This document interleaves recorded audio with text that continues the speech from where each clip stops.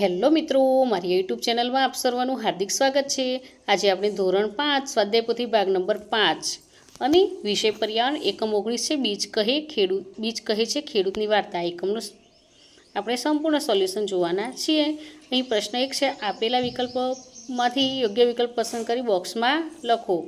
તો પહેલામાં આવશે સી ચોમાસું, બીજામાં આવશે બી હળ, ત્રીજામાં આવશે બી છાણિયું ખાતર, ચોથામાં આવશે એ ઘઉં, પાંચમામાં આવશે ડી ઘઉં અને છઠ્ઠામાં એ આવશે ટ્રેક્ટર અને સાતમામાં આવશે ડી ઉપરના તમામ અને આઠમામાં આવશે ડી વલસાડનું, નવમામાં આવશે બી ટ્રેક્ટર અને દસમામાં આવશે સી કપાસમાંથી। હવે આપણે આગળ પ્રશ્ન 2 છે, વર્ગીકરણ કરો। તો અહીં નવા પ્રકારની ખેતીથી શું આવ્યું અને નવા પ્રકારની ખેતીથી શું ગયું? તો નવા પ્રકારની ખેતીથી ઉત્પાદન વધ્યું। તો પહેલામાં જમીનની ફળદ્રુપતા ઘટી, ખેડૂતોનો શ્રમ ઘટ્યો, તો પાણીનો વપરાશ ઓછો થયો।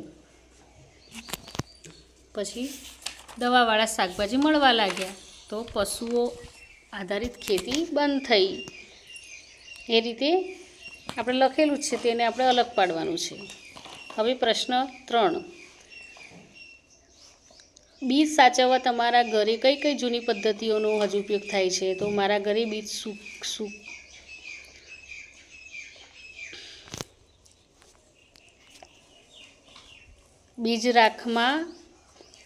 સૂકી રાખમાં તેમજ લીમડાના પાન સાથે રાખવામાં આવે છે।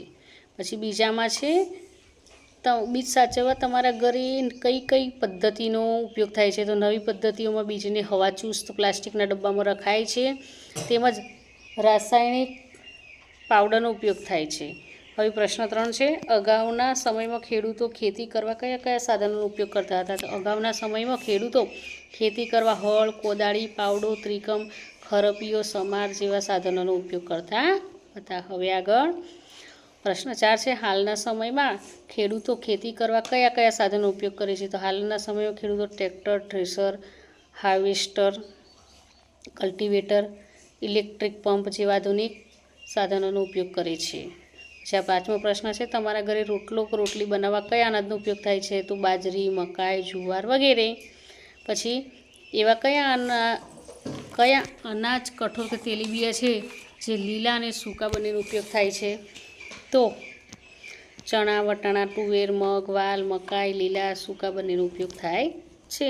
હવે 7, ખેતી સાથે જોડાયેલ કોઈ તહેવારનું? પોંગલ, વૈશાખી, ઉત્તરાયણ, અખાત્રીજ જેવા તહેવારો ખેતી સાથે જોડાયેલા છે। 8મો, તમારા ગામમાં ખેડૂતોને સિંચાઈ માટે પાણી કેવી રીતે મળે છે? તમારા ગામમાં સિંચાઈ માટેનું પાણી કૂવા, બોરવેલ, નહેર વગેરે દ્વારા મળે છે।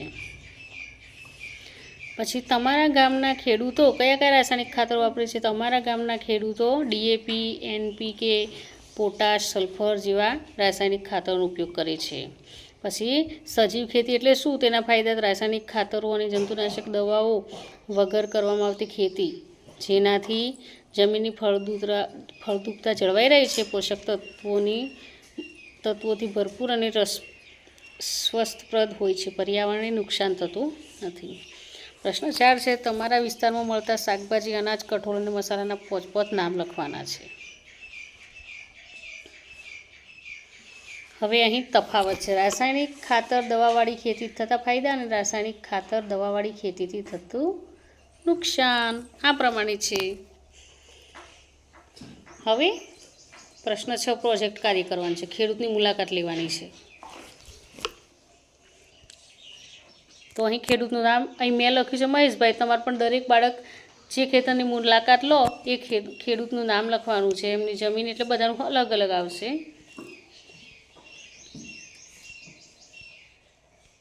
તો મિત્રો, અહીંયા એકમનો વિડીયો પૂરો થાય છે। જો તમને આ વિડીયો ગમે તો લાઇક, શેર અને સબસ્ક્રાઈબ ચોક્કસથી કરજો અને હા, જેને જરૂર હોય તેને શેર પણ કરજો। બાય।